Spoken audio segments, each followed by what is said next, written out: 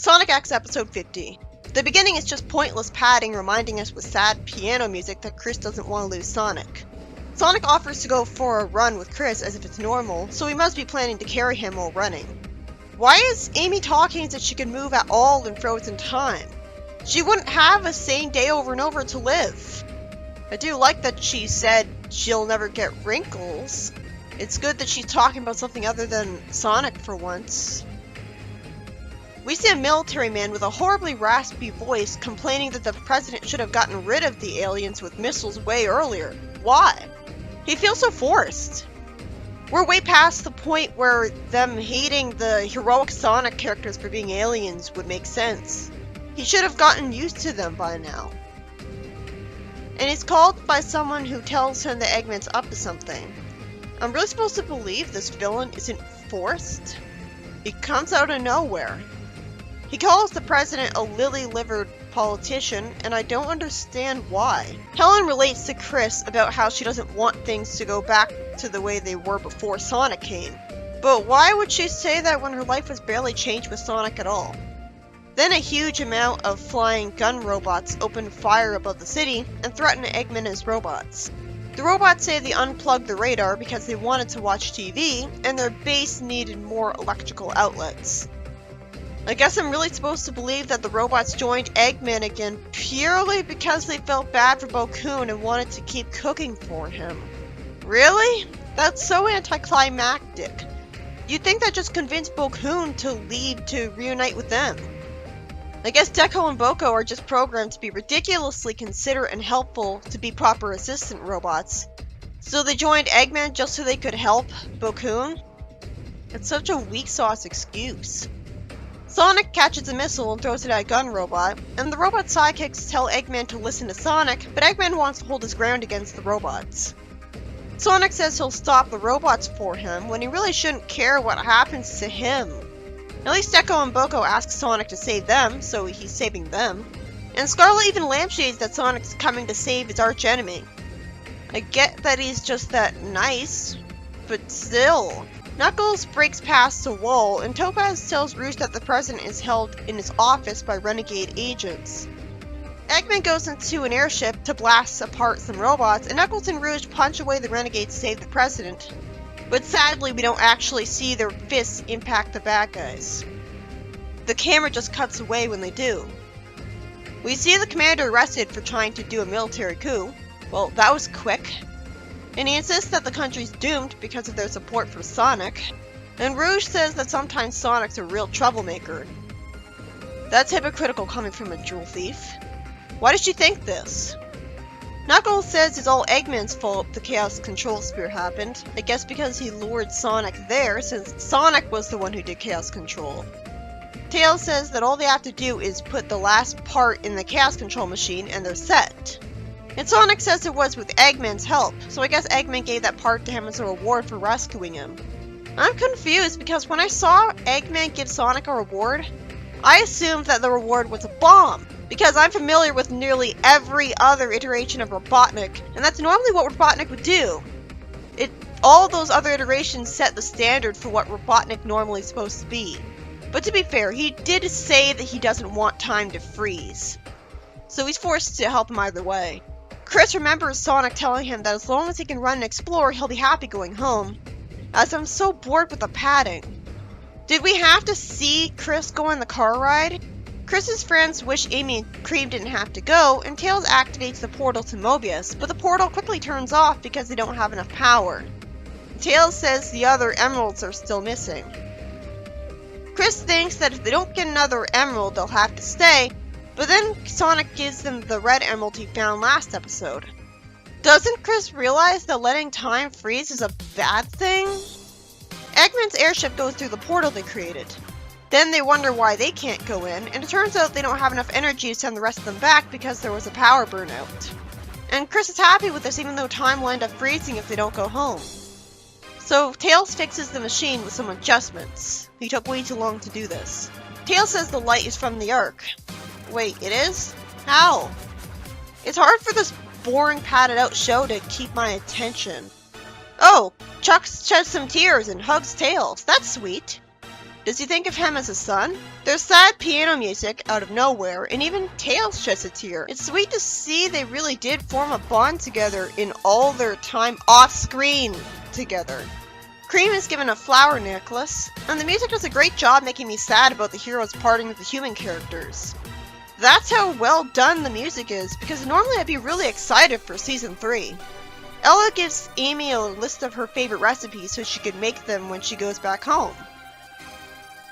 Vanilla, Cream, and Amy leave through the portal, and so does Tails in the Tornado too as some nice violin music plays.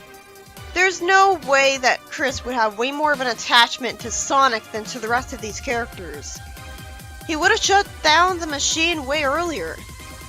I like that Rouge tells Topaz that the jewel she got her was a steal. Topaz cries when Rouge leaves, and Tanaka comforts her, and Knuckles goes through the portal. Chris's dad reminds Chris that he knows saying goodbye is the right thing to do for both their worlds. Chris shakes Sonic's hand, and I'm kind of looking forward to the inevitable twist where Chris will actually be a villain for once. I mean, at least that would shake things up, and it's got tons of foreshadowing to it. Chris naturally can't handle losing Sonic after all his angsting about him leaving, and he presses the button to close the portal. I was surprised that they ended the episode with a slow motion effect when Sonic turned around, because it's not like Sonic's gonna go berserk on Chris for doing that. Chris is in trouble, but not that much trouble. It did achieve the effect of being creepy, but Sonic's not that angry at him. I'm more frustrated with the forced writing than I am with Chris, because I know that Chris is going through a severe amount of stress from separation anxiety and can't think straight right now. I feel like hating Chris for this is just immature and overblowing it. But he is too clingy. That is an annoying trait, because all this really does is force an entire filler episode on us, instead of just letting us get to see Season 3 already. But that's the writer's fault for writing this to happen to pad out Season 2.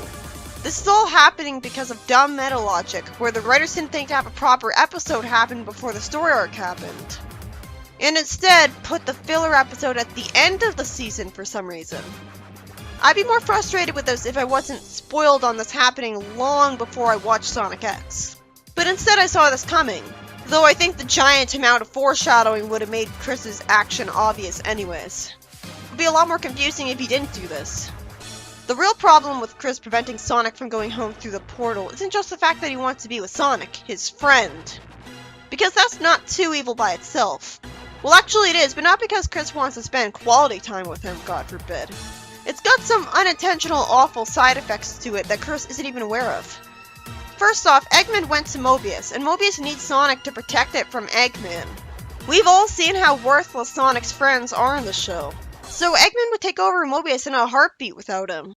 At least if logic was there.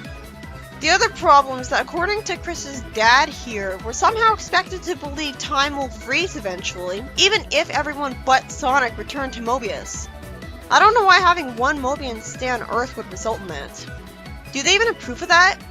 I don't care that Sonic is the main character. Chris shouldn't be so attached to Sonic in particular, when Sonic barely spent any time with him the whole show in favor of just running around on his own.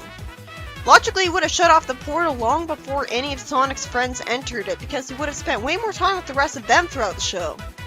But even then, he has Helen, Danny, and Francine, not to mention he has Ella and Tanaka and Chuck, so doesn't he think they're good enough for him? You'd think he wouldn't be lonely without Sonic and his friends. He's got way more people there for him than I do.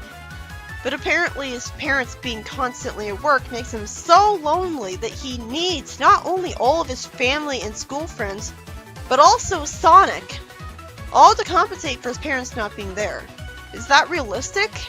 He has to have separation anxiety syndrome. It has to be that when he was a baby, he couldn't stand having to be separate from his parents because of their jobs all the time. So that's why he's so lonely and clingy. The show's always been held back by forcing the heroes to stay on boring Earth. That's what made the show so uninteresting and boring.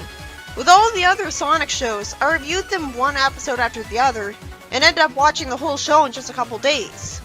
But I took forever with this show, and that's because it insists on taking place on normal, realistic Earth, which just isn't as interesting. So naturally, when it comes to meta logic, it sucks that Chris just forced another episode on Earth. It's bad enough he forced all of Season 2 on us. I always assumed that Chris would unclog the portal at the start of an episode. Instead, he does so at the end of this one that could have easily brought us to Season 3. But I do understand why Chris is doing this, so I can't really blame him for snapping so hard. He's not being mean to Sonic. And if he didn't do this, all those times where we got foreshadowing to him doing this would have been completely wasting our time because they'd all build up to nothing. And that just wouldn't make sense.